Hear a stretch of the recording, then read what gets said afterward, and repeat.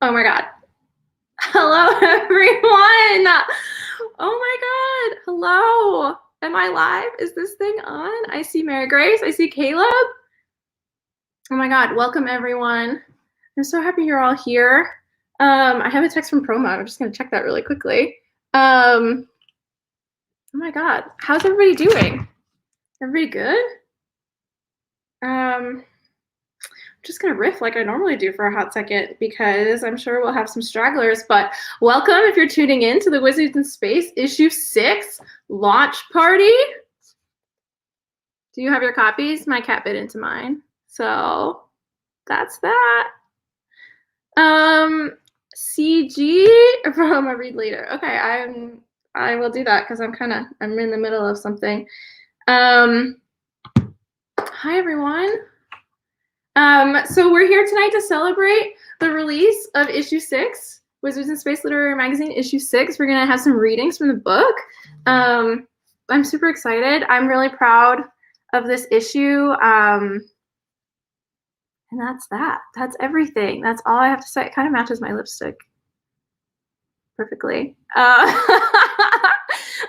So for tonight, we're going to have readings from the book, which I'm super excited about, and we're going to have the staff come on in a bit, which I'm super excited about. And then, obviously, as with all Wizards in Space events, it's really fun to have the chat be active and to see who's here and to show our love and community in the chat. So I hope you'll do that, and I'm super excited. That's all I have to say. I guess we can get started. It's like 7:05, which is what I planned. So welcome, everyone. I hope you had fun this week with our scavenger hunt and our recipe. And oh, thanks, Michelle. Michelle's here, blending our staff from Black Girls Create Anthology, which just came out last week. So I'm so excited. We have a lot to celebrate tonight. So I'm going to stop babbling. I think let's bring the staff on if everybody's ready. So we have Cameron, Riley, Alex, Ari, Liz, the whole crew is here. And Mike's here. Mike is our proofreader. Oh man. Hi everyone. How's everybody doing? Pretty good. We're here to party. We're ready to party. So I just want to introduce myself. I have totally forgotten how to host events, first of all, and I'd like to apologize for that because it's been a long time, but it's hard enough to be perceived right now. Can we just have a moment to remember how to speak to one another? I don't have any clue what I'm doing, and I hope that you all find it endearing. So Promo squad up. I miss you, Promo. It feels like you should be here. So hello, everyone. For those of you that don't know me, my name is Olivia Dolphin, and I am the founder and editor-in-chief of Wizards in Space Literary Magazine, which is this badass right here. We were founded in 2015. Our first official staff member was Riley. I pulled Riley on when you were, what, 16? Something like that. Definitely not legal. No. And basically, the quick hit of Wizards in Space is that I was a young poet and I wanted people to care about my work. And I knew that if that's how I felt about my work, then other people must share in the same feeling. So I wanted to create a very welcoming, open, loving literary magazine that paid writers to do the things that we love to do and to tell the stories that we love and to signal boost the voices that don't always get to have an opportunity to be published or to be paid. So I'm super happy that this crew here has helped me do just that. So that's me. I'd love to do a little round robin and let the staff introduce yourselves and just bask in the wonderfulness that is this, and to just quickly introduce yourselves, what you do for Wizards in Space, and then like something that you love about this issue, or we have that amazing scavenger hunt that Alex put together for us. So maybe sharing something from the scavenger hunt would be amazing. So anybody want to go first? Ari, I'm going to call round robin. Ari. Okay. Hi, I'm Ari. I'm one of the editors of Wizards in Space. I've been working on this amazing team for, I think this is my third issue, maybe, or second. I don't know. It's been a while. It's been a while. And this issue, especially, has just been amazing to put together. And I think this is one of the first ones that I read like all of the pieces that were in here before publication, because usually I just read primarily the nonfiction and poetry. But this year I did a lot of fiction as well, and it was really cool to get to see that side of it. And so I genuinely feel like I love every single piece in here. And so I definitely cannot pick favorites. It is so cool. Yeah, but as far as the scavenger hunt, which was so much fun, I posted some of my stuff on Instagram earlier, but the thing I brought for my show and tell was something that reminds you of family. And I had this jam. It's a rhubarb vanilla with Earl Grey that my mom made and sent to me. And I felt like this was very appropriate to the idea of foraging and kind of like nature and berries and that kind of stuff. And my mom has a really great garden in her yard and she makes jam every year. And so that's what I've got for my family. And yeah. I love that. Thanks, Ari. Ari, I like to tell this quick story that Ari was published in every single Wizards in Space until we decided we had to put a stop to that and just hire them to come onto the staff because they clearly understood exactly what we've been trying to do and the voice in the mission of Wizards in Space. So that's my fun fact about Ari. Cameron, you're up next on my. Yay. Yeah, so I'm Cameron. I am an editor, and I have been an editor since the first issue. Love working with Wizards in Space, and always, once we get going, I just love working with everyone on the staff, and it's always so inspirational. And it's always so much fun to see who connects with what pieces. And so, like, that, like, if there's something in the issue, that one of us just couldn't let it go. And so stamp of approval. And for my little scavenger hunt thing, I brought my dice collection, which hold on, gonna bring up because this is how I got through the pandemic. Playing RPGs with dice. Oh my God, I love it. Cameron and I worked together way back in the day on a little website called Geeky News, and I believe that's how we met. We were proofreaders together and editors back then. And Cameron, you've been like just a powerhouse reading the fiction pieces and understanding them and really honing in on, because fiction is not my thing. Sorry, everybody. Cat's out of the bag, helping guide everyone into the powerful fiction that we get in our many, many submissions. Riley, do you want to introduce yourself next? Although I feel like everybody already knows who you are. Hello, everyone. I'm Riley Blackernagel. I'm the art director for Wizards in Space. Basically, I do everything outside of the book. Our in-house designer is Destiny. She's amazing. She does all the inside of the book work. And basically what I have to show for my scavenger hunt is something that reminds me that I feel loved. And there's this like bracelet from Alex and Annie Olivia got me. I don't remember which issue it was, but it was at LeakyCon. She gave it to me. And I think, I don't know, I just haven't taken it off since then. It's been like years since she gave it to me. And it reminds me to not procrastinate and to do my work for Wizards in Space. So... That's like a dark twist, Riley. Oh man, it's the shackles from my boss. But Riley,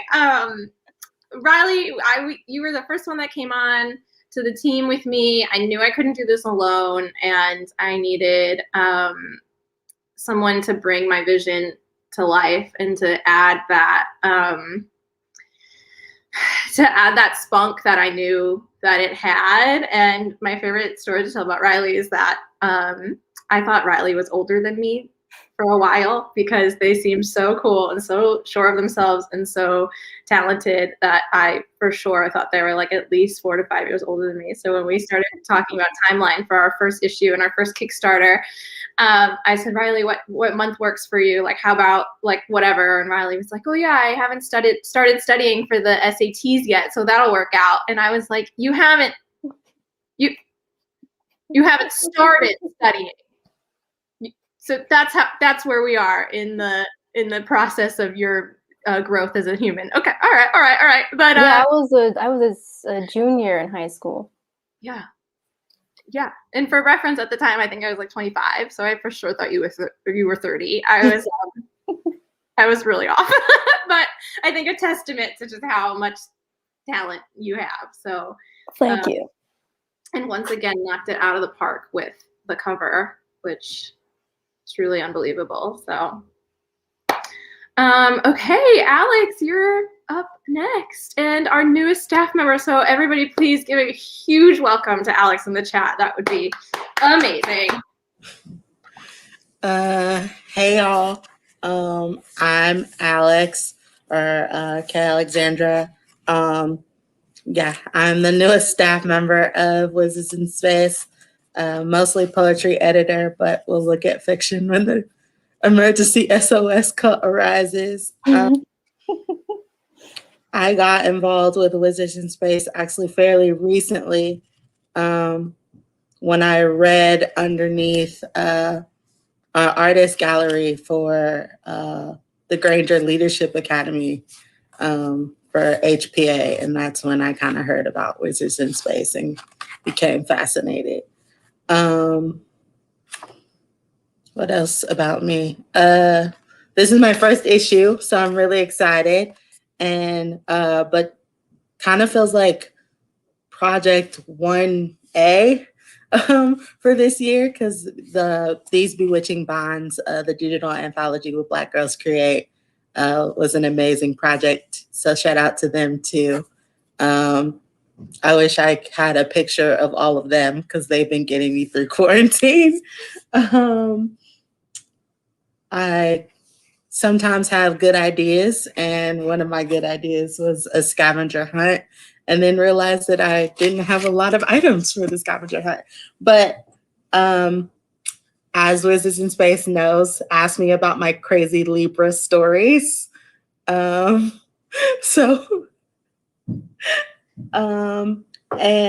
something that reminds me that I'm loved, and also a very shameless plug.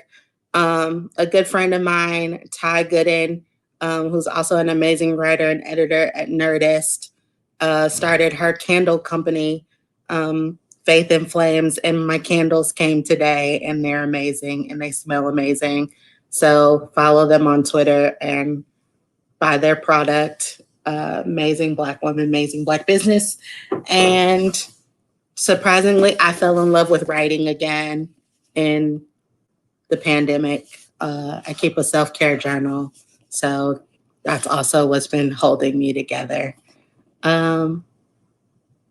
It's surreal to be here. My interview process was very anxiety-inducing. First of all, I would like to apologize for that. I'm not a scary person, I swear. But the story here is that we needed a poetry editor, because for a while it was like kind of just me, and then like Ari was jumping in on the poetry. But I definitely needed another voice to help me out with the poetry, because poetry can be very subjective, and so can this process of putting together this collection. And so I really felt like we needed more voices to weigh in on the poetry. So Alex, you came in, and we had been kind of like talking on Twitter a lot, and then I saw that you were a teacher and that you were a poet, and that it just seemed to kind of come together in a way, and you've come on staff and really just like slid right into place and have had awesome ideas that have really elevated what we do here. So Alex, I cannot thank you enough for this, and like just coming on board and being so open to like our little wacky family that we have here. So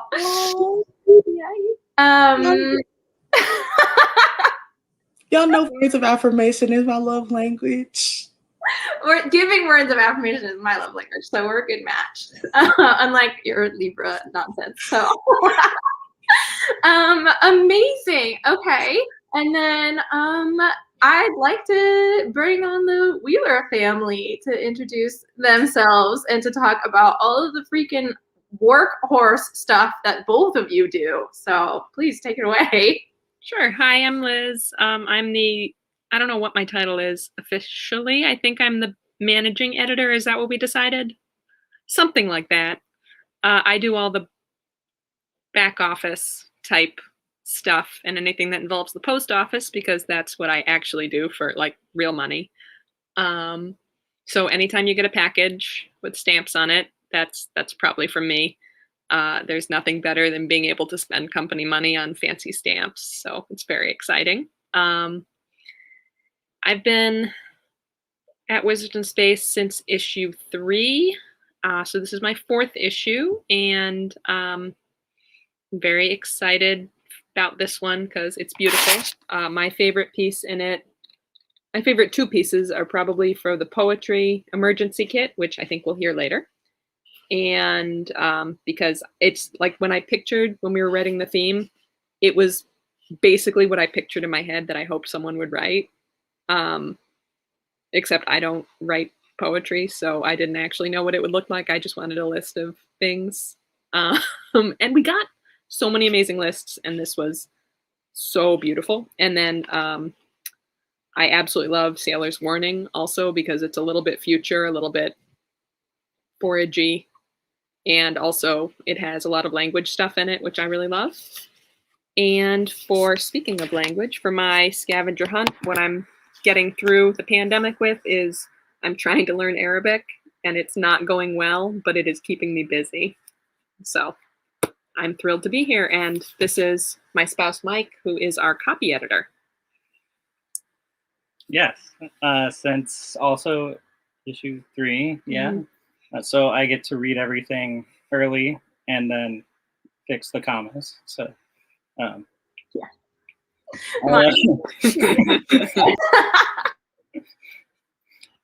The thing that's gotten me through the pandemic is taking walks every day with this.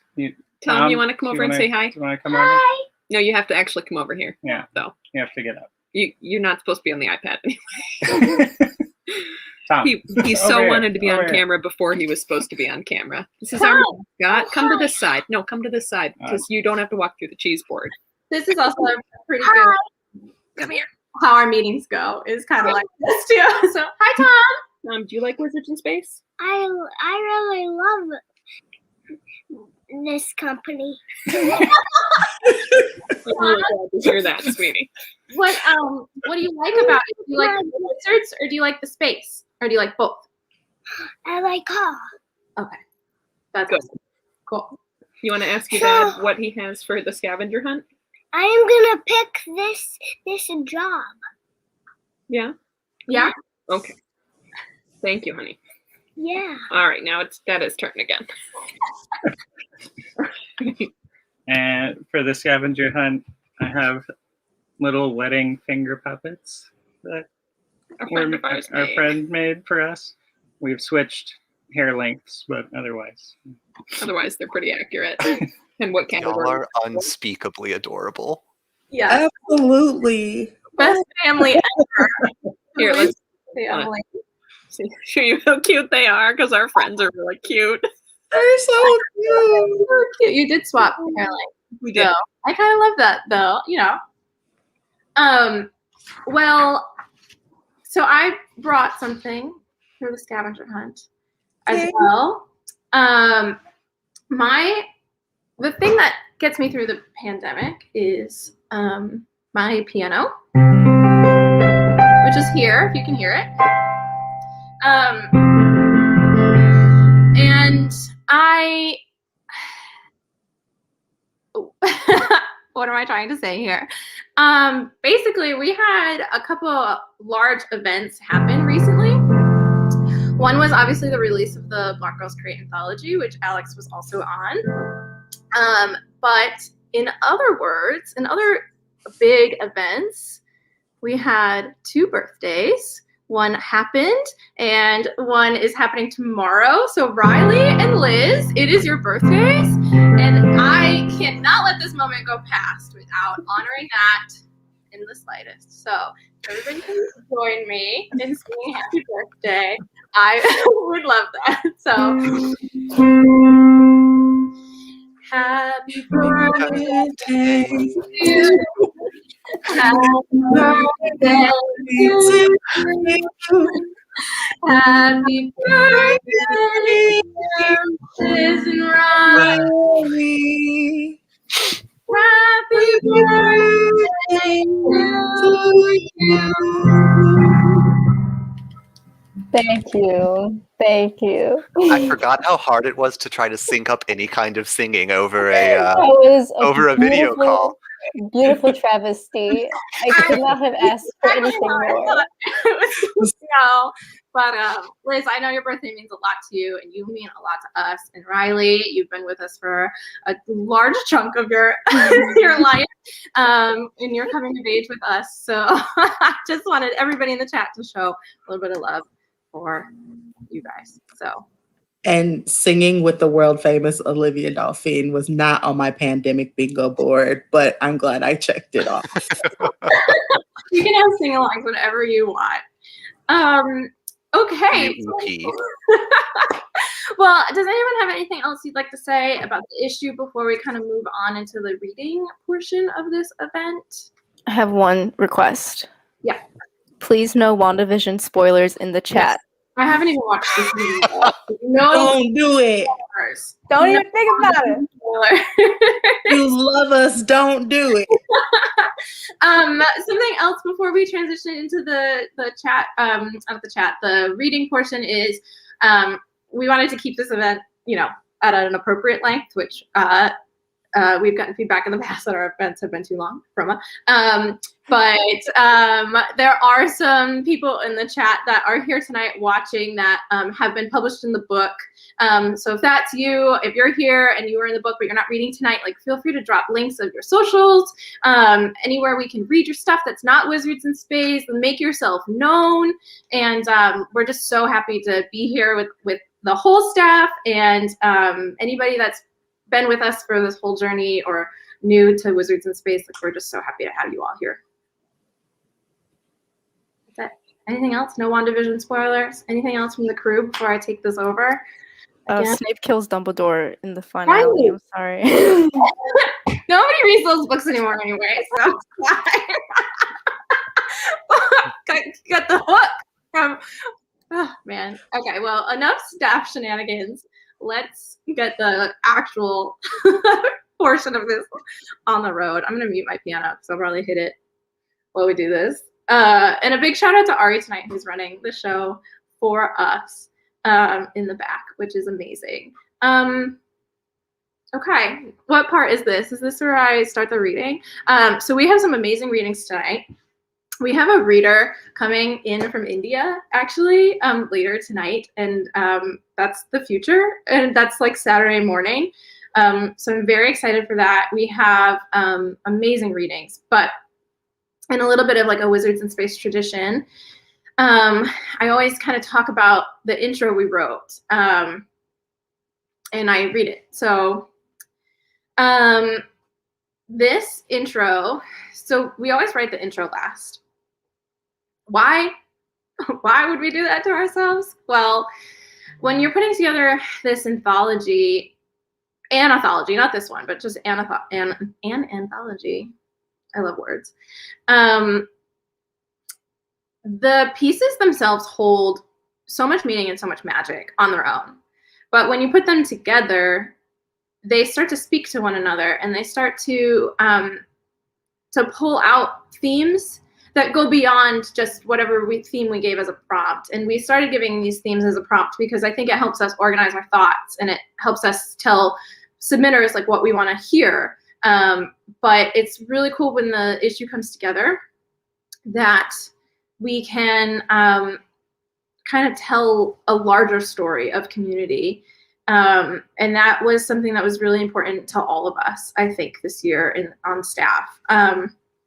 Last year, this party was the last thing that I think a lot of us did, if you're local in New England, to kind of party together, and we had a blast. But I think doing these online communities has opened us up to so many new opportunities, but it's been hard. So I'd like to read this intro for you. And something else we do is we pick a quote And this is something we've been doing since the first issue. And the quote that we picked, Liz picked this one out this year.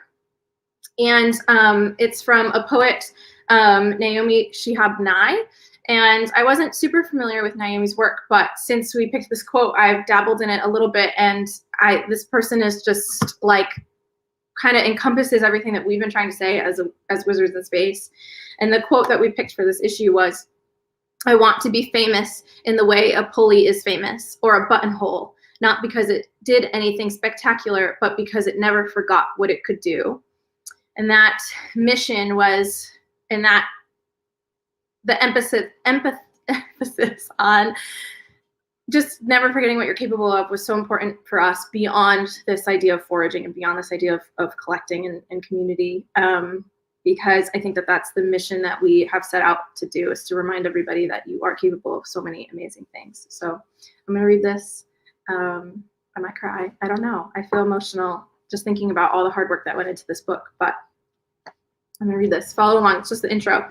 If you have the book open and you wanna follow along. It comes as no surprise that this year we've seen so many of you struggling to forge a new path forward. We foraged for ways to create joy, ways to help each other. Even when the point was to be apart, we came together. We built survival kits, created new habits and shed old ones, tried innovative ways to pass the time, and we leaned into the small victories of the day to day. That's what this issue is, a collection of small victories put together page by page to create something with more power than we ever dreamed. In a very real way, to forage took on a deeper meaning than we ever imagined when we decided on this theme last summer. We didn't know it would reflect back what we were all going through. A staff from all over coming together for late night virtual meeting marathons, in between illnesses, caring for family, working overtime, turning kitchen tables into desks, learning to make our own dough, and harvesting what we could from each day to get us to the next. This issue is full of fight because this issue fought to exist. It would be remiss not to be honest that while searching for stories that reflected fighting to survive, that we were doing our damn best to survive too. Part survival kit, part instruction manual, this issue is full of reminders on how to cast spells, how to harness energy from vivid moments, how to use resources from the earth in your kitchen to help move forward. You'll find advice, guidance, love, and a deep understanding of what it means to be human.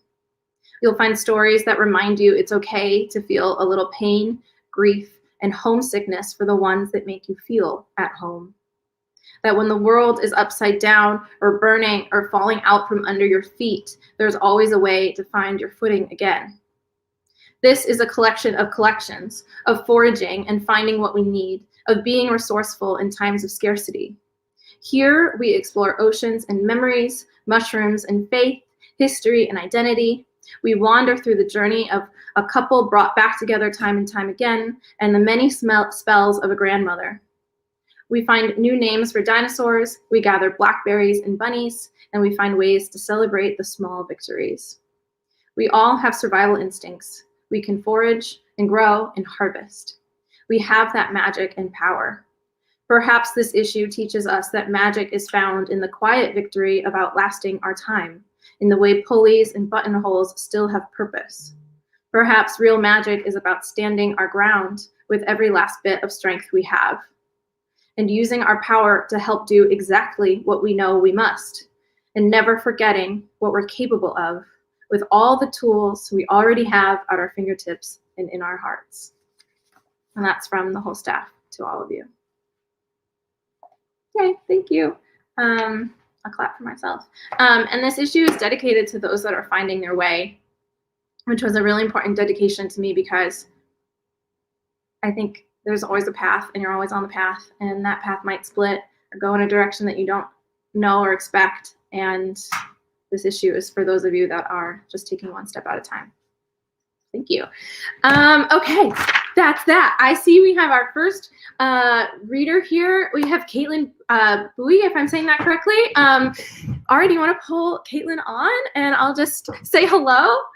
Hi, Olivia. Hi. Oh my God, thank you for being here. I'm gonna toss the show over to you to start our reading, but I just wanted to say that I absolutely adore your poem, and I know I tossed this to you in an email, but like my boss has been reading the issue, and she's a new boss because she's like, I think she's trying to like be nice to me, and she called out your poem as her favorite, and That was so nice. it's really That made my day. Thank you for telling me that. Thank you to your boss too. Of course. And I was like, keep them coming because I love this issue and I know I love this issue, but where I can feed those compliments to the writers that are featured in it is really what I'm looking for. So, but I'm going to toss the show over to you so you can introduce yourself and read your piece. Sounds good. Thank you so much, Olivia, and the rest of the team too. Thank you everyone for coming to the show. I'm very excited to begin kicking off the poetry, fiction, nonfiction readings for this launch party. It is my very first public poetry reading, so I'm very excited to be doing it with Wizards in Space, and I'm honored that my poem has been published here. I am a Brown student, it is in the background, concentrating in English literature, so words mean a lot off the page and on the page to me, and I'm excited to share now with you. My poem is called My Mother's Bird. My hair is the color of the bird my mother hates. Bad luck, bad luck, bad luck, she whispers. Pats her hands over her eyes, pat, pat, pat. The same rhythmic cadence she uses to beckon the fisher over and ask, "Any luck today?" The fisher parts his yellowing lips every time, crows something he knows my mother won't listen to, knows she is too busy living in a skin-sewn gauze, breathing and blinking and scrutinizing the sound of her own heartbeat. Because they are things that take time, you know. They take time, and then they take a lifetime. My mother took a lifetime too, until her lifetime took itself, raveled her up in the blanket of her own hair, white and gray and feathery, and then her sorry soul flew away like the bird my mother learned to love. Good luck, good luck, good luck, she had murmured, as if to break the curse, as if we speak into existence the truths of our hearts, as if she had nothing to lose, and I nothing else to gain. I think we are most generous in death, which is to say that we are most selfish when we are alive.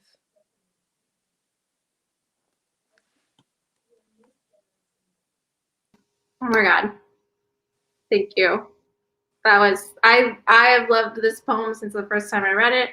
It gave me chills. It gave me chills just now. And I think it says a lot about what we are all feeling collectively right now. And I also think it's a little bit of a WandaVision spoiler. So I think you wrote the role.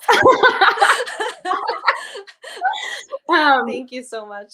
Thank you, Kaylin. And we are going to get coffee together when this is over because we're neighbors, apparently. Yes. So when this pandemic is open or it's nice enough to go for walks, then because once, I don't know if any of the writers in the chat can attest to this, but once you've been published in Wizards in Space or join our community in any way, you're in it. So sounds good to me. I'll be looking forward to it. Thanks, Olivia. Awesome. Thank you so much.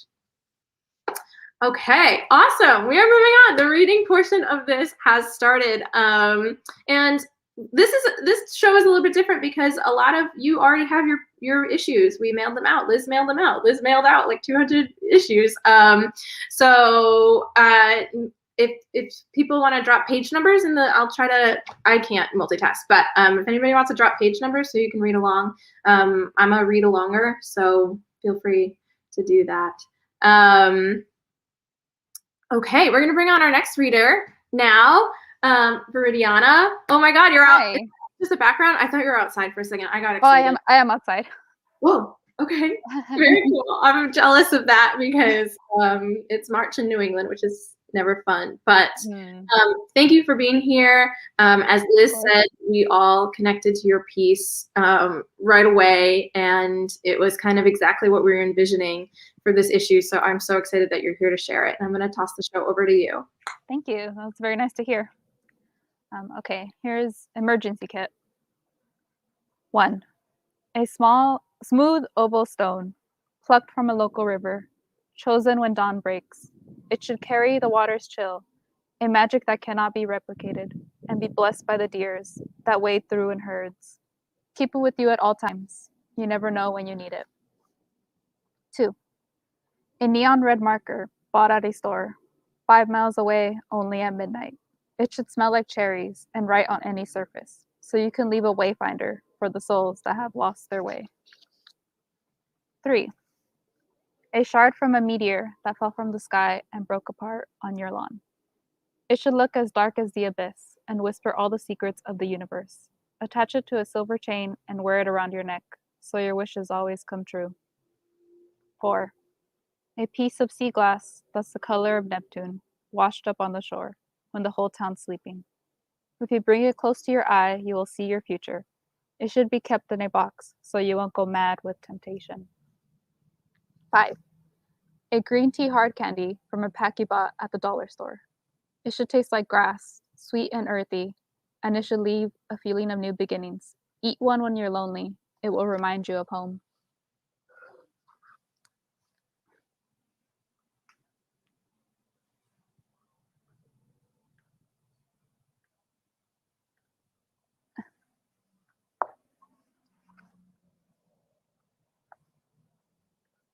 I can't hear you.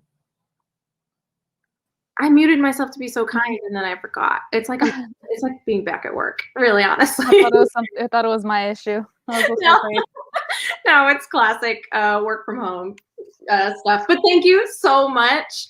And a lot of people are impressed that you're actually outside. But again, this poem just really spoke to a lot of us, and it really embraces what I think the magic we were hoping to capture in the community feeling of what you make when you're putting together your emergency kit or your toolkit, and what those things look like for an individual. And we absolutely love this piece. So thank you so much. Thank you so much. It's an honor to be here. Amazing. Okay. Thank you so much. We'll see you in the chat. Of course. Of course. Let's hear it in the chat for Caitlin and Viridiana, who have read so far. Lots of claps and stuff all around. So, okay, we are going to do something different and new and exciting. We're going to bring Alex back on, I hope. I'm going to do it. I'm going to do it right now. I'm doing it. Alex, you're on with me. Hello. Hey. Ari, briefly. I don't know where Ari went, but you're here with me. I'm very excited. So we've never done this before, but once again, you had an amazing idea that I'm thrilled about, where you wanted to read a poem and kind of talk about what it meant to you and why it spoke to you, and you're going to read the poem. So yeah.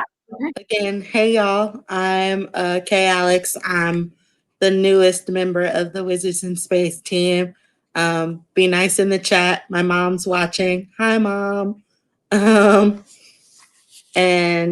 the poem that I'm going to read to you all today is on page 70, and it's called Conversations with the Dragon and the Goblin in My Head. I'm also going to read, because the amazing author of this poem couldn't be with us today, her very short but very awesome bio. Her name is Avra. I hope I'm saying that correctly. Avra is a queer social work undergrad from Greece.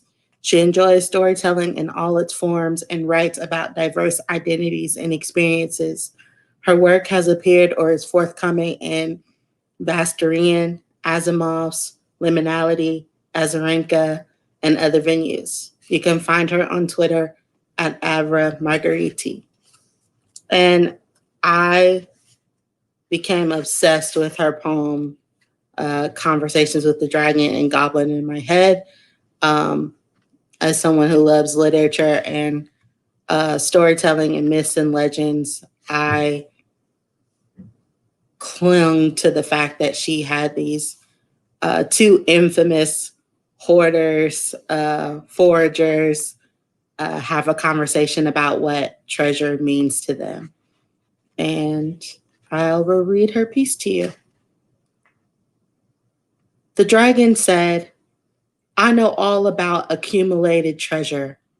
My silver and gold, my sapphire and emerald, kept close to my sunless, arrow-riddled body. But why do you hide a box of old grape sour corks in the cavern of your desk drawer? And I said to the dragon, they're the corks of the wine bottles my father emptied in his belly at 9 p.m. on Saturdays just before he drove me to my piano lesson. Their bodies dyed ruby like the dull passage of time or the sharp edges of memory. And then the goblin, gutter junk clutched in its gleeful magpie grip, plastic six-pack rings, a chokehold around his throat, said, why do you keep a strand of your mother's hair before the chemo with a lock of her old synthetic wig, the one they almost buried with her, but then they didn't? And I said to the goblin, indeed, why do we hoard the things that hurt us? Why is our grief so strained, yet so shiny still?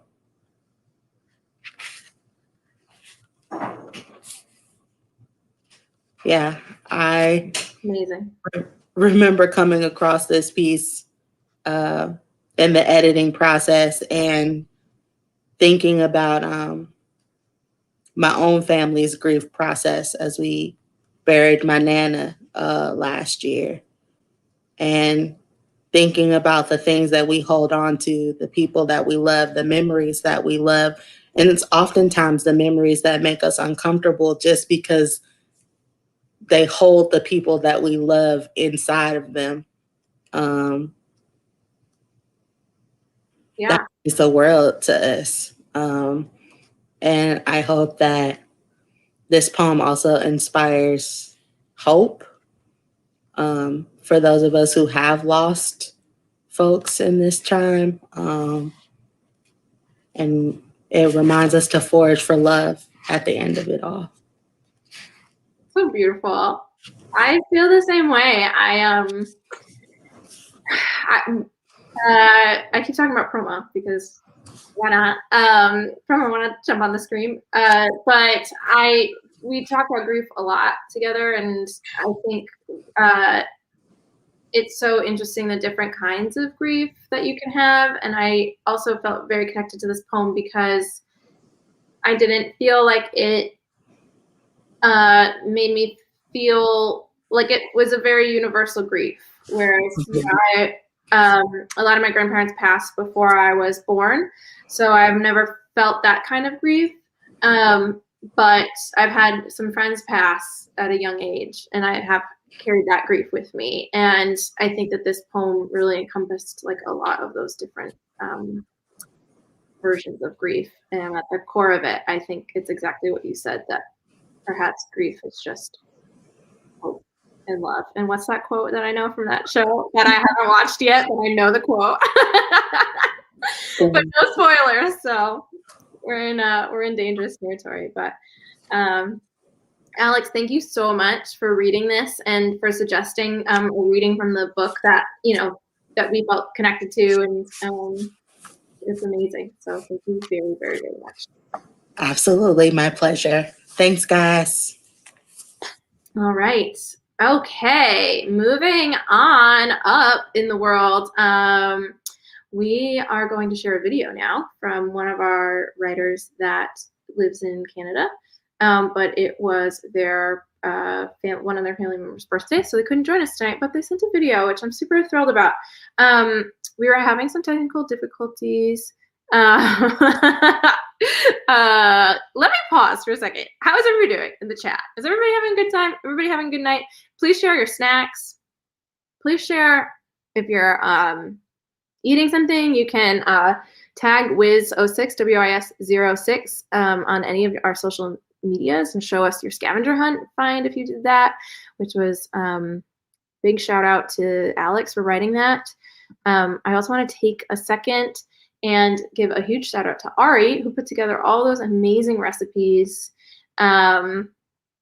and really pulled together like a full experience, and Alex too with the scavenger hunt, and worked with Riley to get them to make them all cute and stuff. And it just was really, really awesome to see that come together. Okay, Michelle's crying. I'm sorry, Michelle.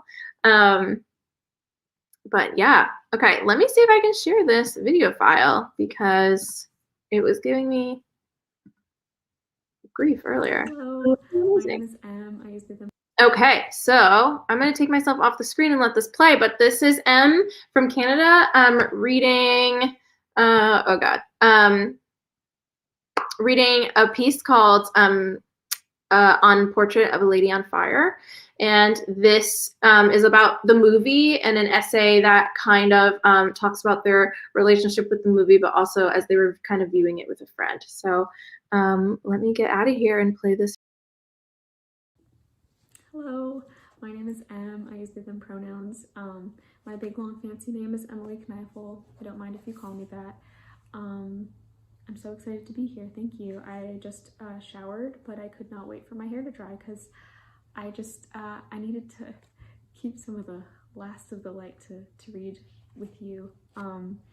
So before I begin, I have a couple of things to establish, provided so adorably here in this little footnote. In this gorgeous issue, there's some Franglish kind of wordplay going on in this piece. So just so we're all aware, monde means world, un regard peut tout changer means a gaze or a look or eye contact can change everything. Sous means under, and venir means to come. Okay. On Portrait of a Lady on Fire. Whenever I say attention, I can feel my mother hearing attention, and maybe she's right too. Maybe attention is just attention that has tossed a rope across its space and pulled into something more concentrated. And maybe I should state for the record that I think mondegreens are mishearers to keep anyway, slanted world greens for mishearers to live in. When Atsushi and I talked about the hows of attention, I said mine was how, just before a portrait of a lady's first kiss, the camera slows down, memorizes rock, almost doesn't want the cliff to cave into cave, because that will mean finding a mouth wrapped in cloth, an ocean wrapped in eyes, a want that is startling, because as ropes of saliva pull taut, as Eloise pulls away, runs, the very seeing means losing all of it.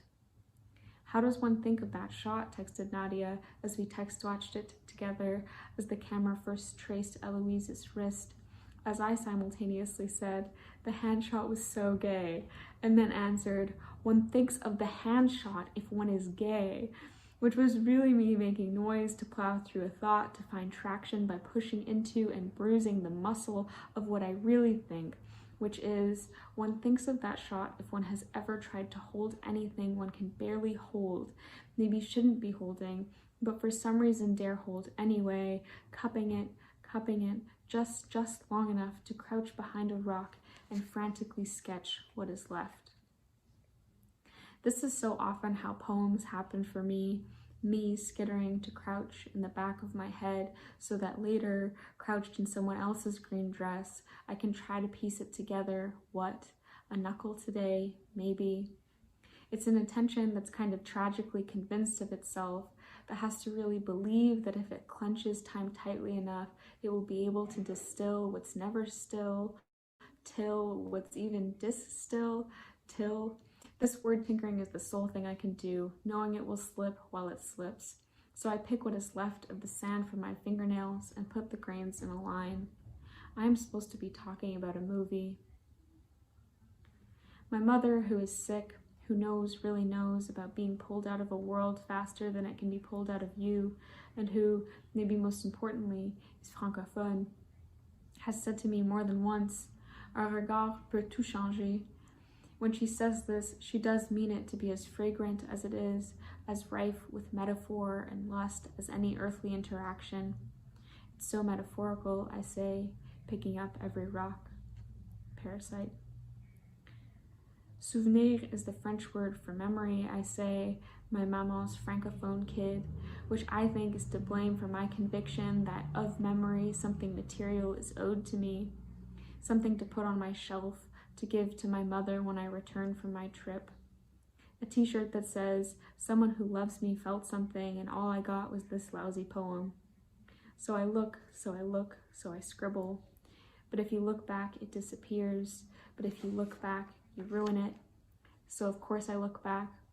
That's my souvenir, my coming under, my pulled away, the skirt, the waves, the mouth, drip green and frothing.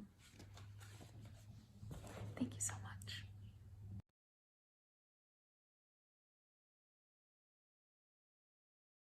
Read it again. All right, let's hear it for that beautiful reading in the chat.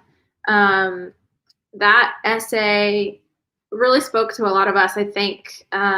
We had never really published something like that. When you read it in the book on when it's not being read to you in such a beautifully relaxing, wonderful reading voice, it has kind of like this spoken, almost like internet Tumblr stream of conscious, which I think a lot of us really felt connected to. But there was something about that piece, and none of us had actually seen, I don't know, I don't want to speak for the staff, so jump into the chat, but I had never seen Portrait of a Lady on Fire. It's very much on my list. But there's something about that piece that even though it was about a movie I hadn't seen, that I just connected to, and that I knew a lot of people would, which is wonderful and awesome. And I think when we pick these pieces, it's not just like what we like. I think we have our favorites, of course, and we fight for those, and we really want to see certain pieces come to life. And we judge these pieces anonymously too, so we don't know who wrote them. And we just like kind of let the work speak for itself. But I think also we kind of put the lens on of like, what will our audience connect to, and what are we trying to say at a larger level that people will feel a connection to. And that was one of those pieces that I just knew, you know, the 39 people that are here tonight would really love that piece, and that I wanted it to speak to y'all. So I'm so thankful that we were able to get that video up. Okay, I'm done stalling. There's no reason to stall right now, but there might be some you know what, I'm not, my voice teacher told me to stop revealing all my secrets, so I'm going to listen to that advice, and I'm going to have Ari bring on Ellie, who is our next reader. Hello, Ellie. Thank you so much for being here tonight. I love this piece so much, and I'm very excited for you to share it. And I just want to be very clear that I don't love fiction, so the fact that I love this piece is I'm just joking around. This piece is amazing. So thank you for being here. Well, thank you so much. Thank you for having me. Can you see and hear me okay? Yes, everything's amazing. I'm going to go. I'm going to let you steal the show, introduce yourself, and read your piece. And you have more than enough time, so wherever you feel like breaking is on, you know, up to you. So okay. Great. Hi, everybody. I'm Ellie. I'm coming to you from North Carolina, and I'm going to read a little bit from my piece, which is called Mountaintops, or 7 Items to Save a Life. I'm really excited to be here. Thank you so much to everyone at Wizards in Space. This is such a terrific issue, and it's just beautiful. If you don't have a copy already, please get one. I'm so excited to get it in the mail. Yeah, so thank you to everyone. Terrific job here, and I will get started. All right, so this is Mountaintops. Number 1, grits. Gran kept a cardboard container of instant grits in the cabinet over the stovetop. She took down a handful anytime she needed to cast a spell or make a batch of charms for the neighbors, or to make breakfast. Something to eat, Bird, she'd tell me in her deep rasp. For this one, you always need something to eat. It's got to be something to feed people with, something to keep from going hungry. It doesn't have to be much, and it doesn't have to be fancy, but it's got to be food, and it's got to mean something to you. I've been making grits since I was a girl, even before they came in a box, but they might not work for you. You might draw on this moment here and think of me, or not. You've got to find out for yourself. Otherwise, the spell won't work, and Mrs. Evans' baby will stay fussy with colic. I like grits fine, except for when they didn't cook long enough and the grain stuck in my teeth. What about cornmeal, I remember asking, looking at everything she kept sitting on the counter. Or butter, or salt. Could be, she said, and handed me a bowl to take to the table. Try it and find out. All you've got is your hope and the good Lord's will, however he may choose to use it. She struck a match on the countertop and let it burn for a moment before blowing it out. Flame, she always said, for hope, and to clear the air after the work. I tried the salt and butter and pepper and more, hoping to hit on the right combination, reciting the words Gran taught me. I liked shelf-stable ingredients best. Reliable, and they work the same way most times. Back then, I was just wishing for a Barbie doll, or for Gran to make chocolate chip cookies again, for the rain to clear up so I could go outside and play, or for Miss Ashley, our 4th grade teacher, to assign less homework. Later, when I taught you like to use live things. Summer fruit and the mint leaves Gran grew in the backyard, and wild ramps we pulled up on the mountainside. Never the same, always changing. You kept trying to capture them at their peak. You'd make up different sayings and pray over wilted greens, laughing sideways at me the whole time, and refusing to tell me what you were wishing for. The summer we were 15, you tried blueberries and peaches, but your spells went sideways since you hated peaches. Too much fuzz, but you were too impatient to peel them. We were camped out for the afternoon in the old treehouse, where we knew no one would bother us. I ate the leftovers and licked peach juice off as it ran down my arm. You caught my hand and brought it to your mouth, and gently bit the thin skin of my wrist over the vein. I felt your tongue against my pulse and wondered if you could feel how fast it was beating. You looked up at me and licked your teeth, grinning. Too much fuzz, you said, and made a face. I rolled my eyes and pushed you over into the sleeping bags. Number 2, a tomato pincushion. Something to keep, too, Gran would say, as she handed me a needle and thread or set of pins for mocking up a new apron or blouse. She kept a go bag under the sink and another right by the door, each stocked with different things depending on the need. Both had a first aid kit and plenty of duct tape, 2 packs of matches and 1 of cigarette lighters, and a roll of toilet paper. But one held a dowsing rod and willow bark, a jar of soup beans and sunflower seeds, a roll of lace, and a handful of dried wisteria flowers. The other had a bag of dried pitcher plants, a couple of dirty socks, and a mix of pine sap and snail slime. There are only 2 types of emergencies, Gran would say. The ones where you can save something, and the ones where you can't, where you can only get there in time to keep things from getting worse.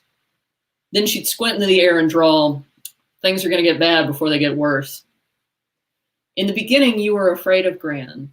The first time we met, your mother brought you over to get fitted for a new skirt, even though you were afraid of needles, and twitchy about the trappings of girlhood even then.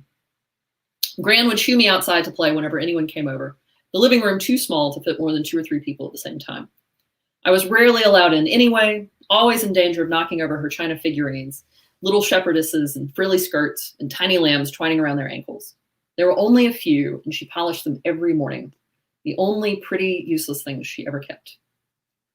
Usually, I'd run off into the trees, happy to spend hours catching crawdads in the creek or following deer trails up and down the mountain. But this time I caught sight of you and hung around the kitchen door, trying to keep out of sight, watching for a glimpse of your bony elbow. I saw few children then outside of school and peopled the woods with imaginary friends from the books we'd check out once a month from the public library in town.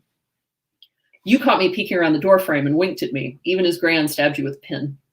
I remember you yelped, and Gran said without even looking around, "Bird, you take Jan to the bathroom and get her a Band-Aid while her mother and I discuss some things." You grabbed my hand, not needing to be told twice to get away from the threat of needles and skirts. We wound up on the back step, picking dandelions and trying to blow all the seeds off, bony knees and elbows knocking against each other on the narrow cinder blocks. By the time Gran called us back, the dark purple bruising on your mother's arms had faded to nothing, and the air smelled like pine resin, like it always did after Gran cooked up one of her charms. You grabbed your mother's arm and whirled on us, shouting. I shrank away from your anger, uncertain of what caused it or what you were going to do, and your mother dragged you away quickly. I asked you about it years later, on one of those quiet nights where we lay together in bed, the humidity seeping through the cracks in the window frame to lie heavy on our bare skin. You almost never talked about your family, but that night you felt safe enough to say, he wouldn't hit her as long as the bruises were showing. When they faded, they could both pretend that he wasn't angry, that everything was fine. I hated it, hated him and her for staying. You rolled over and I slung my arms around your shoulders and held on for the rest of the night, hoping you wouldn't push me away. But on that day, I only understood enough to ask Gran, why was she so mad? Didn't you help her mom? And I remember Gran staring out the door, sadness in her face, looking at something I couldn't see. And finally, she turned to me. We can't make folks do a thing, she said. You can't use it to make people do a thing they don't want to. We help around the edges is all. Confused, I pressed her for more, but that was all she would say. We worked on your skirt later that evening, and she handed me my mother's pincushion, one of the few things she'd left behind. Tomato red with a little strawberry dangling off the side for special pins. I flicked the strawberry, watching how it turned on the fraying green thread, and mashed it between my fingers to feel the sand inside. Your mother used this for her work, she said. You keep learning from me. Practice your spells and your prayers, and it might work for you too. Power in a thing kept and handed down. Gran sighed and sat back, stretching her back out and rolling her head like she always did when we'd been hunched over sewing for too long. Plus, it's good for keeping needles from getting rusty. Number 3, glitter. I remember the first time you used glitter in one of your charms. It blew a hole in the roof of the treehouse, and we had to patch it with duct tape and spare shingles that blew off the house. It always leaked after that, and you used to catch the drops on your tongue. We were 16 and restless, electricity running under our skin and nowhere to go, the summer wide open in front of us. Gran had the first of her bad turns that spring and spent more time in bed than out. Once she'd drift off to sleep in the afternoons, I'd sneak off to our treehouse, far enough for privacy, but close enough that the cheap baby monitor I stuck in her dresser would reach. We'd lie in the nest of blankets, smelling of old smoke and mildew around the edges, and chant, something to eat, something to keep, something to fall apart. Aiming our will at your stepfather or the clots in Gran's lungs that showed up dimly in the x-rays that the doctor's office sent in the mail. We'd use soup beans and my mother's tomato pincushion and a handful of dust, or leftover granola and the bracelet your mom gave you and sand from the old fire pit. You brought the glitter for something to keep, and I said that didn't make sense. It ought to be something to fall apart. I laughed at you for liking glitter, for bringing home plastic vials of it from the dollar store, sparkling pink and green and blue and yellow like it belonged on a birthday cake or thrown in the air at the 4th of July parade. You usually disdained girly things, and I loved how brave you were to cut your hair short and clomp around town in baggy pants and Doc Martens. You'd beat up half the boys in middle school, and even after they grew bigger than you, they were still too afraid to try anything. You made me believe that even the thinnest of armor could protect us from the world. It's like a rainbow, you said, pouting. Rainbows are queer. You grabbed a handful and smeared it on my face. I got it in my mouth and coughed out glitter for hours after you left. Number 4, yeast. I made bread for you every 2 days, that short time we lived together after high school, in between you telling your mother where to shove it and Gran getting sick again. You were my something to feed for a while, and you took full advantage of it, bringing me a whole host of things to try out. Salt and twine, or marshmallows in a mason jar.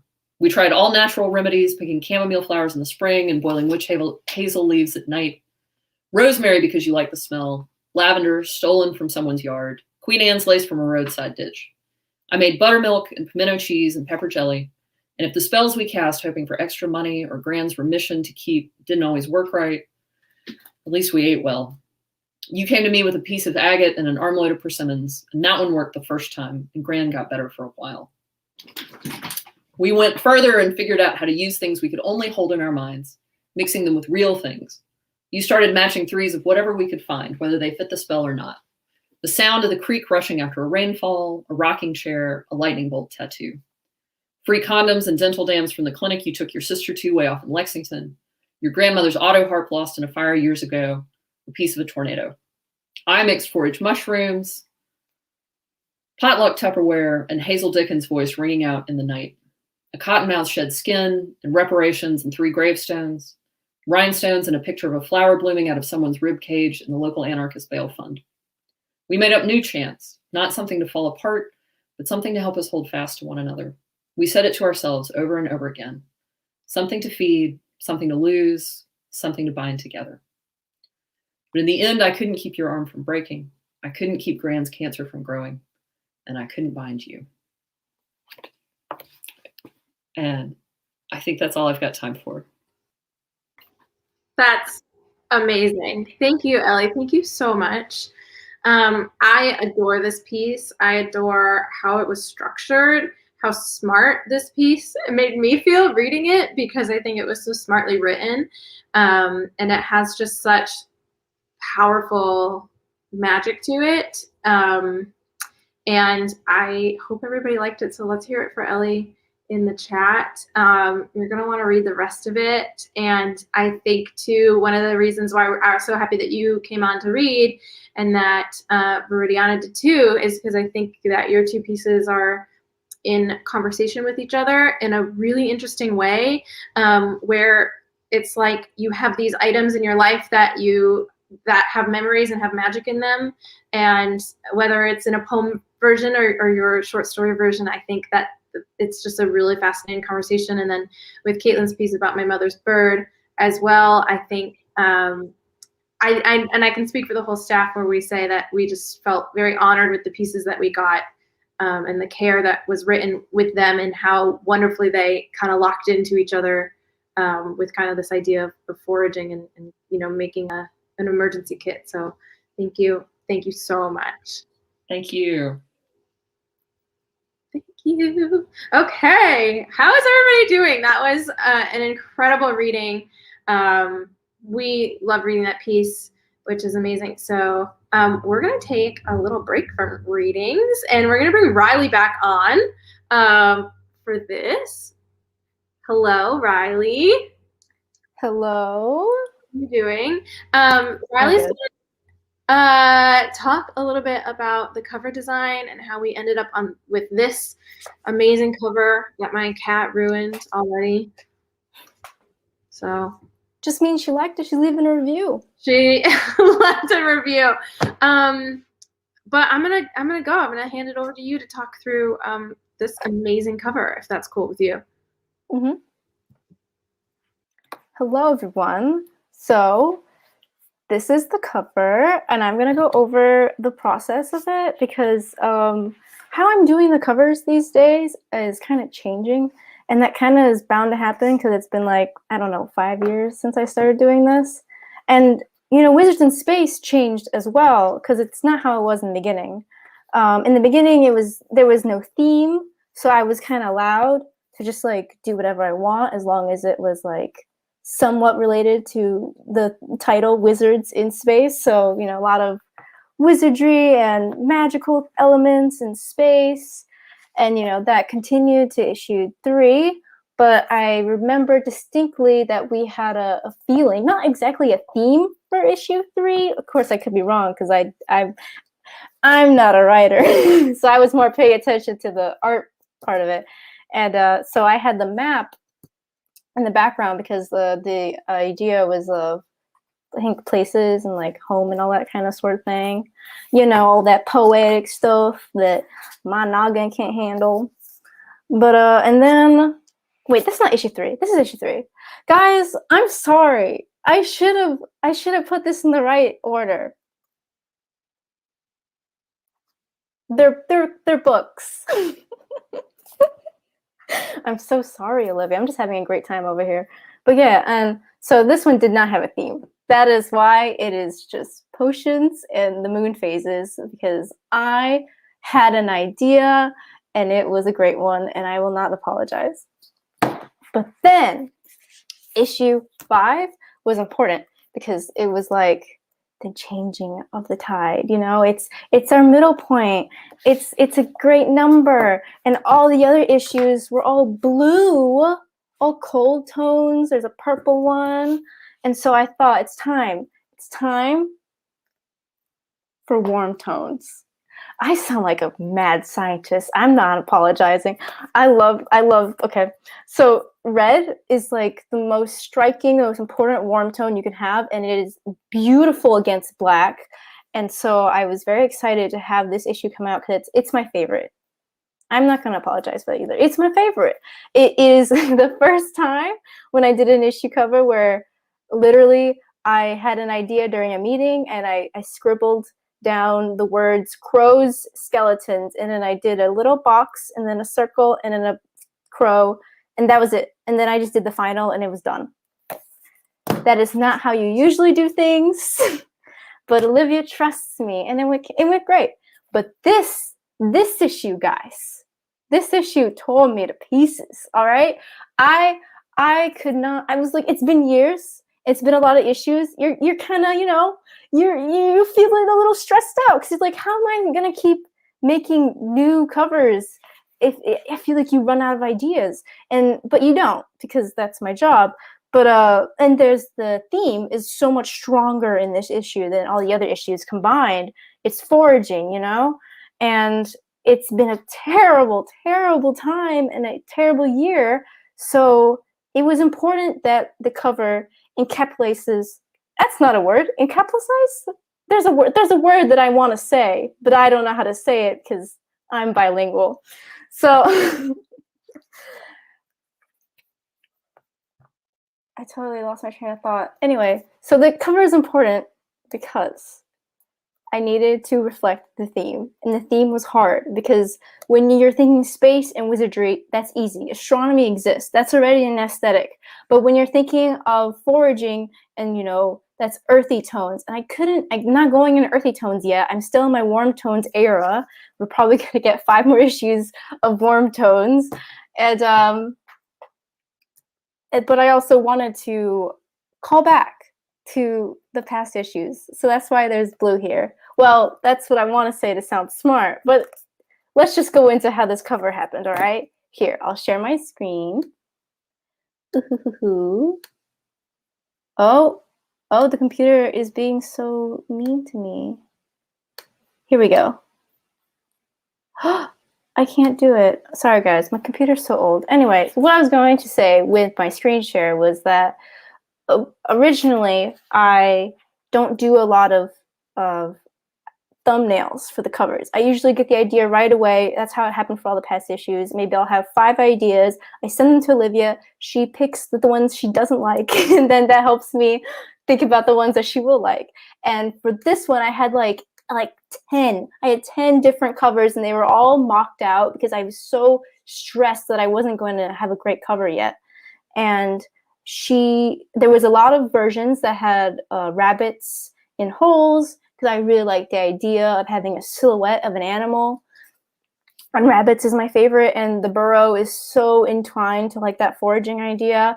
But Olivia doesn't like that idea, so I had to scrap those.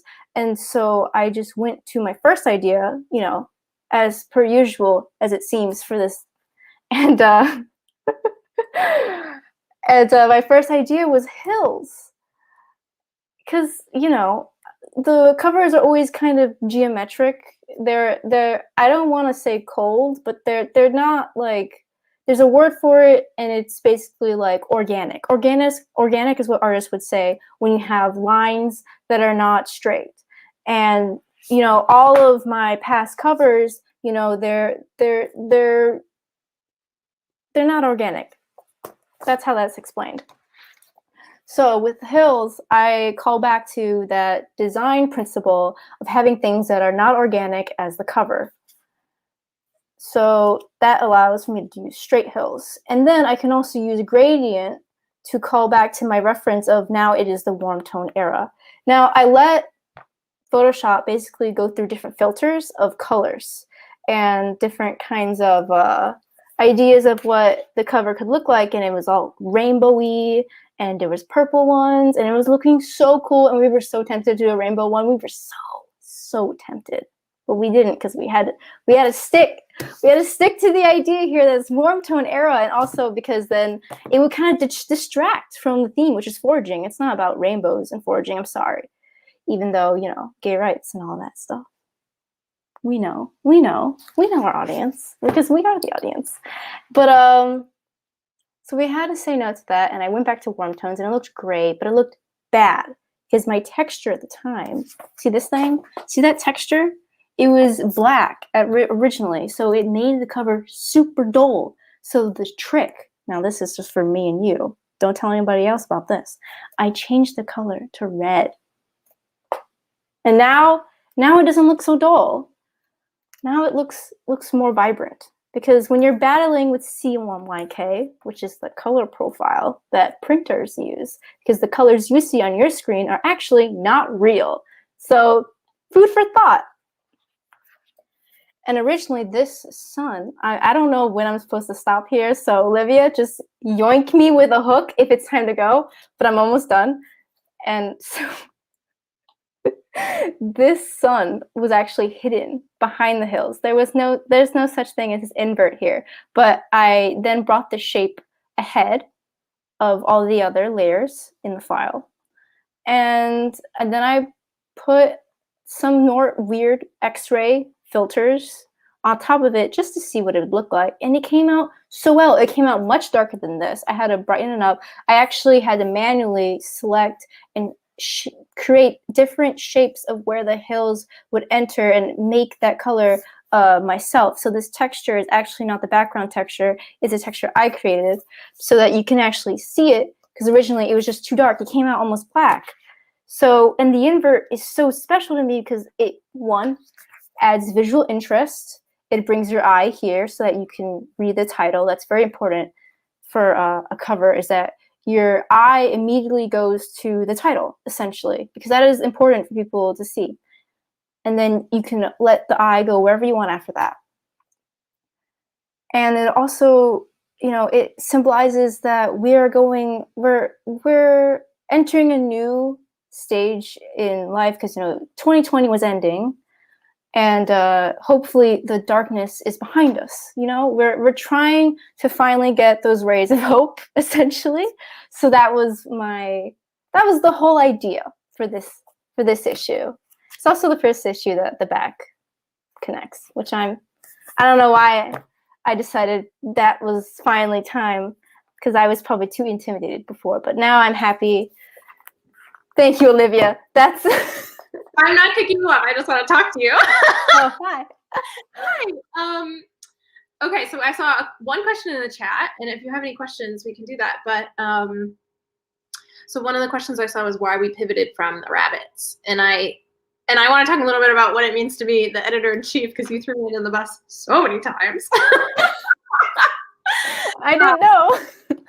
Which is fine. So that is a normal. Okay, so if you work in marketing or you work in design, there's something called a stakeholder, and I am Riley's stakeholder, and that is like a fancy business term for the person that makes some of the final decisions. And this is actually the typical art process, and this is a very similar process we went through for the Black Girls Create These Bewitching Bonds anthology design as well, which was kind of awesome for me to work with another graphic designer to kind of see, and I didn't have any like creative play in the Black Girls Create anthology, but it was really cool to like see another artist's process. So the process is to send like sketches and say, this is like what I'm thinking, like what do you like, and then kind of pivoting in those directions. I can't remember what it was about the rabbits. I think it was two things. I think we ended up publishing a rabbit art piece. So we wanted to kind of go the Allie's piece, with this piece. Oh, right. And it had a rabbit in it, and we didn't want to like mimic a piece that we had published. So I think that's kind of when. It's funny because I had those mock-ups made, and then I found that post on Allie's account, and I was like, oh, it matched the cover. It'll be perfect. But yeah, but no, you made the right choice anyway, because it didn't. I pulled up your cover sketches. Should I show them? Yes, please. I tried. I had a whole folder ready, but my computer won't let me share my screen for some reason. I also just want to be honest. I know my voice teacher said to stop sharing my secrets, but we are killing a little bit of time because I don't think our reader from India is awake yet, because it's the future there. So we're doing it live. But let me share my screen. Okay. You're gonna see a little bit method behind the madness here.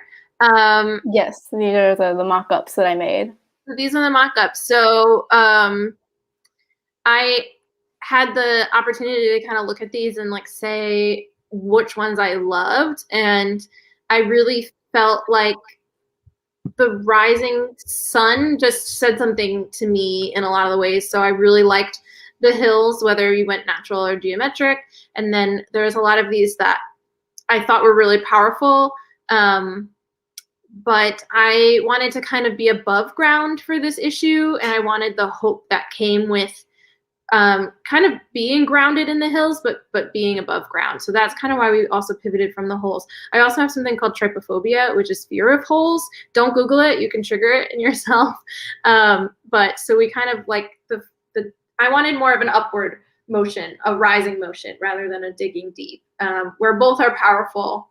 But with this issue, I felt like I wanted to continue that very organic rise. So we had kind of the birds that Riley designed for issue 5, and I wanted to kind of continue that upward motion. And I think that paired really well too with this pivot from cool tones to warm tones as well. Mm-hmm.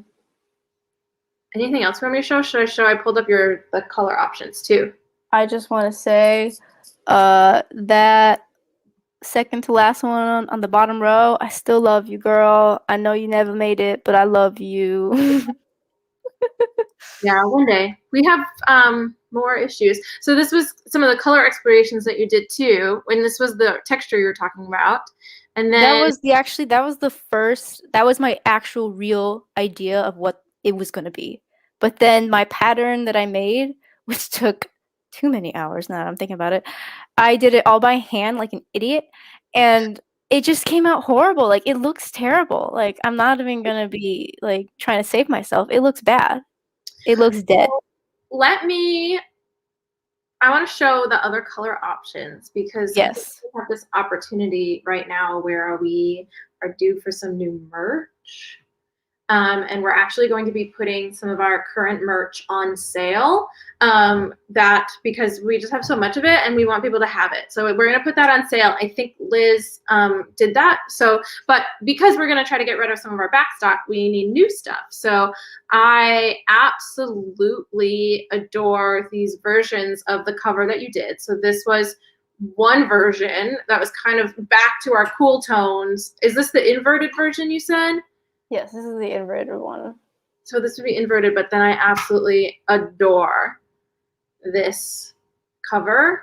And I almost pivoted really hard into it, but I wanted the warm tones, and I felt like issue 5 and issue 6 were in really beautiful conversation with one another, so I wanted to honor that with the warm tones. But we do have this design, and I'm dying to do something really cool with it. So drop your ideas in the comments, whether you want this as like a tiny print, a big print, or do you want it on a journal, like whatever. We need the ideas. So I think this is a really beautiful piece of art, Riley, and I want it on my wall. So hopefully people feel the same. Thank you. Yeah, I really love these. I wish it could have worked because it is beautiful, but it did not call back to the style guides that we have with our branding. For the covers, at least, so far. Yeah. Amazing. Okay, well, I think we're officially back on track, hopefully. I don't know. Is online here yet? We don't have our next reader, I don't think. That's okay. So we're going to do it live. But Riley, thank you so much. For going through that. And I think that now that I know people are really interested in your process, we have to bring that in a lot more. And something too that, the cover is only part of the design. It's really interesting to work with an interior designer as well, who this issue was like 180 pages. So like there's so many little design moments in here. Like M's video showed the little footnote that somebody just ran by my street screaming. That was horrifying. Everybody's fine. I think it's just kids playing. But we have just so many little design elements in here that Destiny Richland worked really, really hard on to just make this feel really cool, this issue, and it feels so wonderful. So Angie deals with us at our worst because it's at the end of the road, and we're all making nitpicks. So she really deserves an award.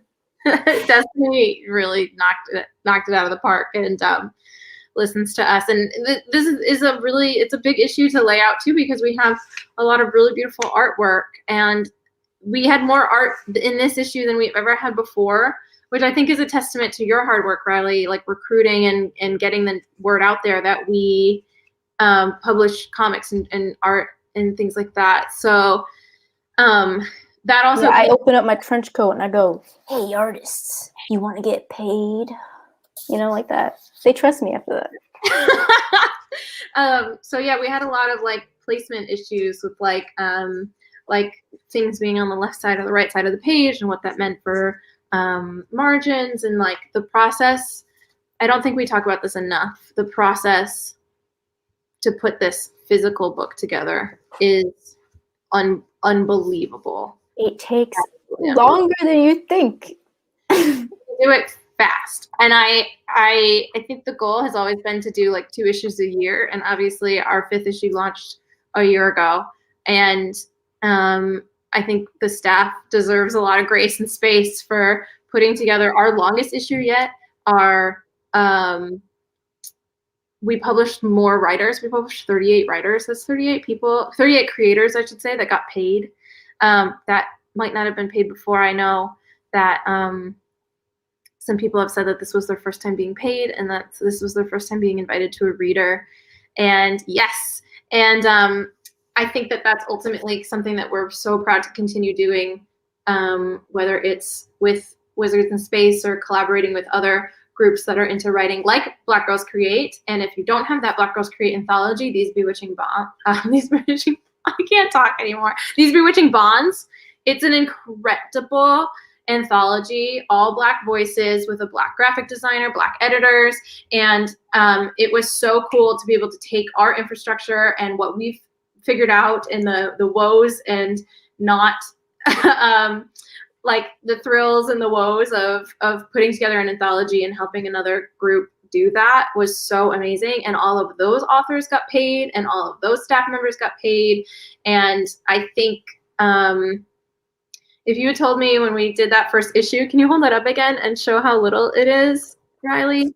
If you had told me 2015 that we'd have 6 issues out and a partner anthology, and we've been able to continue. Wait, that was issue 2. I'm so good at this. That's issue 1.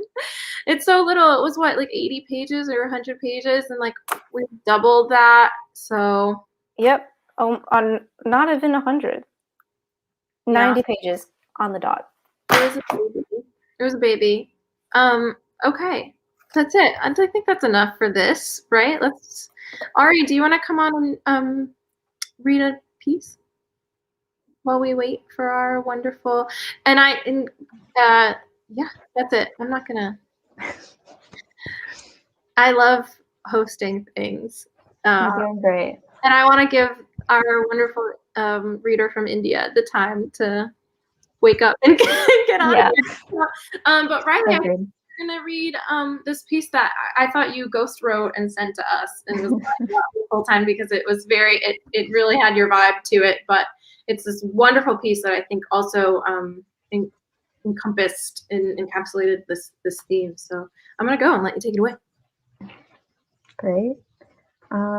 Yeah, so I am very much kind of like I guess you would call it cottage witch kind of aesthetic. I love nature, and a lot of the stuff that I write is about that. And so when I heard that our theme was foraging, I was like, hell yes, this is what I've been made for. And it was killing me that I couldn't write things for it. But I, was really excited to read all the submissions.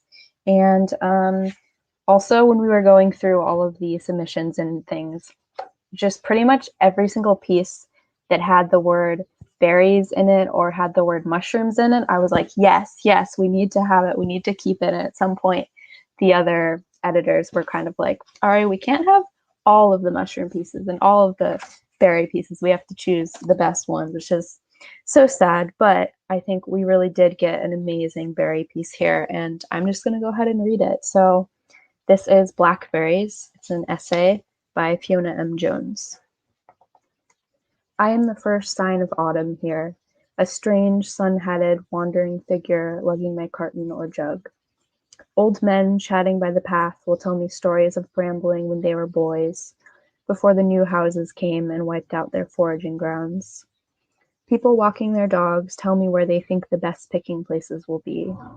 Fishermen across the river shout a greeting and secretly wonder if I'll bury their long, slow scene by falling into the river. It's still August, but the blackberries are ripening, the topmost berry on each stem first. I'm wearing my usual armor, wellies and jeans. I'll wrestle my way along thick, thistling hedgerows and abandoned railway lines, for nothing in the food chain comes entirely for free. The plentiful fruit of the season will be guarded by nettles as well as thorns, and tiny biting things will leave their temporary marks. But it's worth the fight, for I am the only one here, and everything I can reach is mine. The long hidden brambles droop with clusters of blackberries. On a dry, warm afternoon, I'll take home more value in fruit than I've earned in a full day's work. I will make fruit smoothies, blackberry pies, and bramble jelly, fill my freezer, and give some to my sister for experiments in making wine. I can stop buying soft fruits packed in plastic and brought by road or air, for we have all the vitamin C we can eat right here. If I only knew more about the natural world around me, I could gather greens and proteins too. But skills like those come from living and not from books. And anyone I know who's tried to up their hunter-gatherer game has made their full share of mistakes with leaves and mushrooms. At least I have brambled every autumn for over 20 years. My fingers, long experienced, know the minuscule snap of each berry from its stem. Overripe this one and underripe another. Fungus-touched or fly-infested, or sound and juicy, freshly ripe. I pick and drop, pick and collect, decant my scratched old jug and fill it again. As evening begins to dull, I am still here, searching better with my fingers than my eyes. It is the insects at last that drive me home to wash and store my harvest. The sweet acidic scent lingers on my hands and joins with the flavors of wind-fallen apple. Purple stains on white dishcloths, darkness around my fingernails. At night, when I close my eyes, I can see them still. Hedgerows of brambles, of clusters of berries, of droops, of pips and juice, crowding out of the day and into my dreams. That is Blackberries. You're muted still. I can't. I'm trying to be so conscious because I had to plug my laptop in, and I'm trying to. Anyways. All right, you have the most amazing reading voice, and we used to attend open mics together like weekly. Mm-hmm. I got to hear it a lot because you would always read, yeah. And I would make you read, and I miss like things like that. But me too. Yeah. Amazing. Okay, we're gonna introduce Amlan, who is here, which I'm so excited, and we've been excited for this for a long time because originally I asked Amlan, I'm gonna bring you on if that's cool. I asked you, hello. First of all, hello. I asked you if you wanted to send a video because you live in India and it's tomorrow there for me, today for you, but it's Saturday, right?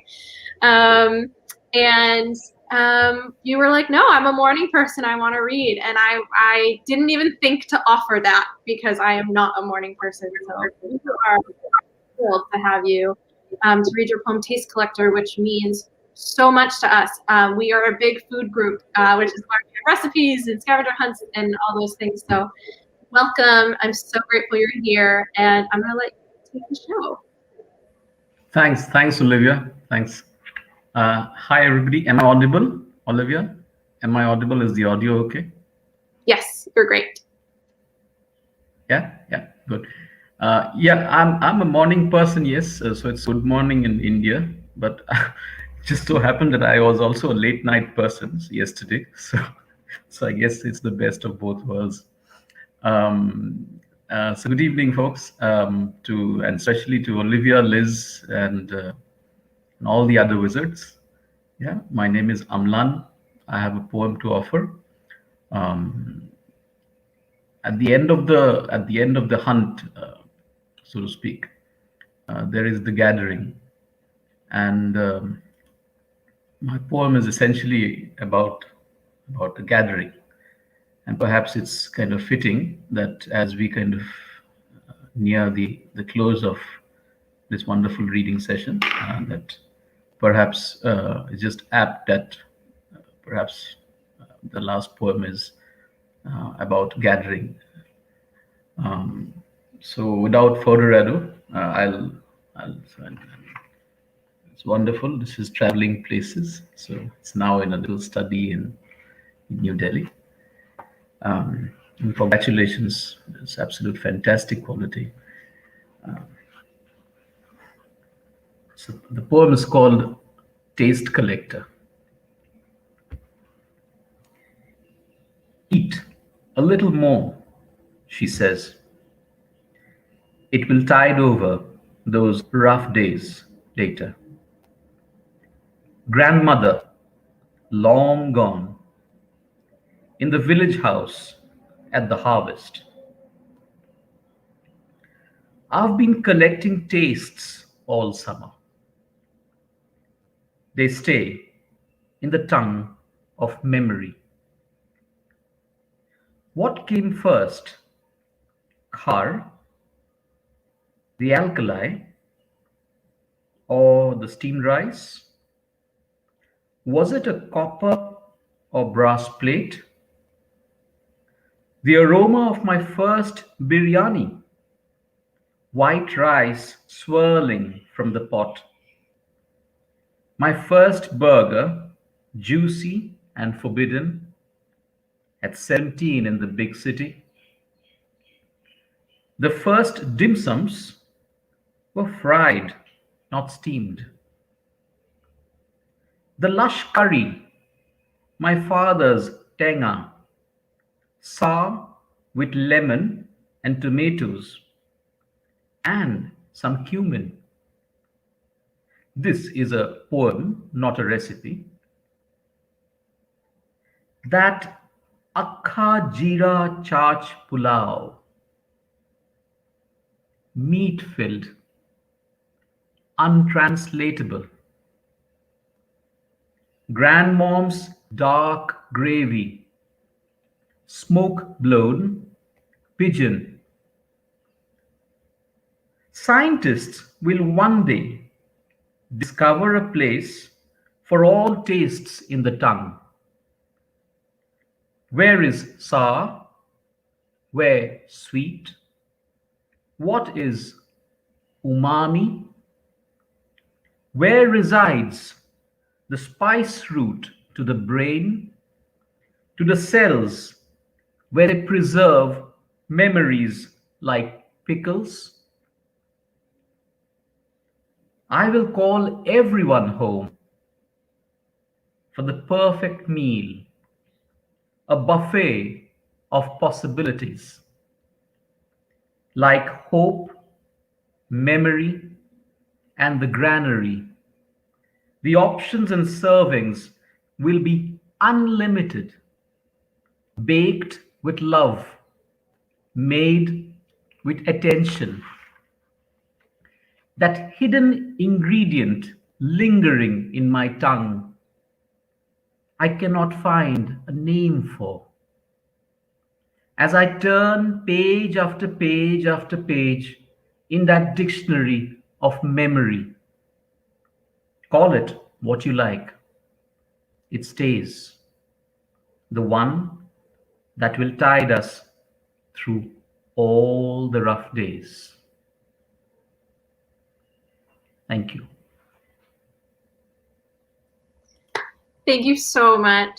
I have adored that poem since the moment I read it, and a lot of our staff meetings are always about what food we ate that day, what food we're gonna get. Even Ari texted me earlier today and was like, I'm gonna get takeout, what should I get? And just the love that we felt for your poem and the connection we felt to it. I'm just so thankful that you're here to share it tonight, so thank you. Thank you. And just to add, that food is a way to culture, and in many cultures, food is more important than anything else. And such cultures are sometimes more agricultural in nature. But what I also wanted to convey with my poem was, to use an old trope, shall we say, multicultural, but the idea that culture travels and it changes. So right from what you might call roots, which is in a village, in a kind of very traditional harvest. So from there to burgers, to dim sums, which are, and then to discovering that there indeed is something called umami. And I think that's the sense of the human spirit, that the more the merrier, so to speak, and the fact that the stuff mixes around. So in that sense, even with food, there is no such thing called purity. While we all look for the secret hidden ingredient, which we sometimes can't find a name for, and I think there is something to this old thing that I think a lot of our problems would probably solve with a lot more food and less talk. So I guess I should stop now. Well, we love that message. We felt it deep in this poem, and I'm hungry now. And I'm sure you are too, with somebody that just woke up and have joined us from across the world. And Amlan, we are so thankful that you were able to join us live tonight. It's a pleasure. Thank you so much. Thank you. Thank you so much. Thank you. Amazing. Thank you. Okay, let's hear it from Amlan in the chat. I know there's so much love going on. Okay, we have one more reader for tonight, and I'm very excited. We're just gonna do it. We're gonna bring Caleb on. So let's do it. Hi, Caleb. Hi. How are you? Good. How are you? Good. Okay, so I'm sharing all my secrets, so I'm gonna just keep doing that. But I wanted you to read Last Tonight for a couple reasons that I will talk about very quickly, and then I'm gonna let you have the show. But your piece is last in the book, I think, or very close to the end. Yeah, pretty close. Pretty close. I think we have one poem after yours. Oh, we have a couple poems. It's not last. I lied. But it's near the end because I think it really encompasses a lot of what a lot of people I think are living through these days, and beforehand as well. And I also just wanted to talk through how we met very briefly, because this has always been my dream for Wizards in Space, and my dream has come true. And I don't mean to make this about me, but I'm going to. I'm so sorry. But we met at NerdCon Boston. Yeah. In 2016? Either 16 or 17. Yeah. 17. So it's quite early on. I think we only had 2 issues out. And I think we met because we did an open mic there. Which was very, very, very cool. So NerdCon is this community from the Green brothers, John Green and Hank Green, and they did this conference, and the conference was very rooted in their community, Nerdfighteria, but also really encouraging different like local projects. And so we had a table there, and John Green actually came by and bought a book. So y'all have been published in something that John Green owns in his house. So just let that sink in if you're a fan of John Green. But you read at that open mic, and we met and we chatted. And you reached out to me a couple of weeks or months later and said, I'm going to school for publishing and I have to interview a literary magazine. And, I really connected to Wizards in Space. And so we talked on the phone, or we emailed, and then you wrote video chatted, yeah. Video chatted, and you wrote this amazing essay for your class. And I love when I do that, because it just gets the word out there that we exist, even if it's just a small, college classroom. But we've been in touch ever since. And as I mentioned before, we judge all of these pieces anonymously, so we don't know who wrote it. We just see the words, and that's our initial first 3 rounds is we don't know anything except for the words on the page. So when we did kind of reveal who wrote the pieces we had selected and I saw your name, I was like, oh my God, this has always been the goal with Wizards in Space, is that somebody who is a young writer would come to us and say, I'm going to be in Wizards in Space one day, and to engage with us as we go, whether it's reading our open mics, coming to us, writing, like working with us as you're going through your own publishing journey, and then one day being published in our book. And so I have chills when I think of this piece. I actually have it hanging on my wall because I think it just absolutely brings Wizards in Space to a level that I've always dreamed that we could inspire people to keep writing and keep submitting to literary magazines and to be published in them. So I just did not mean to blow up your spot, but I just wanted people to realize that this is a real story that happened, where we met very young and we've both been on this journey, and now you're a published Wizards in Space writer. And it just means the world to me that you have stuck with us to get to this point. Thank you. Thank you for having me and letting me read and be published in such a meaningful collection of stories. So thank you. Amazing. Okay, I'm going to go. Enough from me. I'm going to let you go. Okay. So my piece is called A Collection of Collections, Living with Everything. When a book isn't enough, you find the film. If you can't find the film, then you get an audiobook. If you can't find that, then damn it, you'll write your own movie with your favorite pen. You move your cameras off your desk and set them on the floor next to your record collection, which is stacked on top of your typewriters, which are precariously perched and leaning into your collection of comic books. Turning back to your laptop, you need to set the mood, so you rummage through your drawer and fish out a pack of matches. Maybe not those. You were saving those for a special event, which you know will never happen. You throw open a drawer once more and plop the matches back inside. Seeing your extra lip balm inside, you grab a tube and smear some on your lips. Placing the cap back on, you turn back to your laptop, hit the power button, and nothing. Hit it again. Maybe you didn't hold it long enough. But alas, no, it's dead. You swing your swivel chair around your dresser and scoot your way across the room and glide the drawer open. You pull on the end of one of the cords that have tangled themselves like a bird's nest at the bottom of your drawer, and the whole mess comes swinging out at you like it's out for revenge. Dodging the dangerous coil of cables, you decide that maybe handwritten is better, and you push yourself off your dresser and smoothly sail across your room and hit your desk with a thud. Thud. A third thud sounds, and you start to get concerned.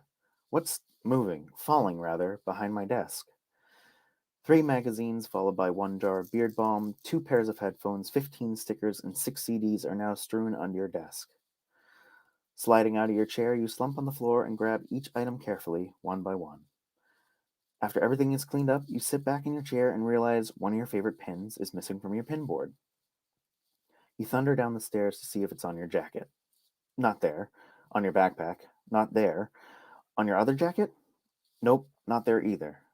You proceed through the kitchen to search another spot where the pin could be, but as you pass the stove, you see a shiny red teapot and find yourself in the mood for tea. Grabbing your favorite mug is a tough decision because, well, they're all your favorite. You're feeling Christmassy today, since it's the start of sweater weather season, and you grab your Santa mug. The one with the fancy little Santa beard on it that, when you drink out of it, makes you look like you have a Santa beard. Putting the water on to boil, you gaze out the window. Seeing your plants need watering, you grab the teapot and tip a few drops into each pot. You set the pot back down and remember the date. It's your best friend's birthday, and you got the gift, but you have no wrapping paper. You rush back upstairs because you're meeting them in an hour to go for coffee and cake in celebration, and scrounge for wrapping paper. Exasperated, you sigh and stare at the ceiling. Your collection of vintage Italian posters stare back at you. It's the perfect thing to wrap your pin you got for your friend. You slowly peel the command strips from the ceiling, successfully without marring the paint. Laying out the paper flat, you place a small box in the center and start folding. but you have no tape. You head back downstairs to the hutch where the junk drawer is, sifting through candles, thread, scissors, old wallets, random Lego bricks, and tools. Eventually, you find the tape hiding behind an old pet rock.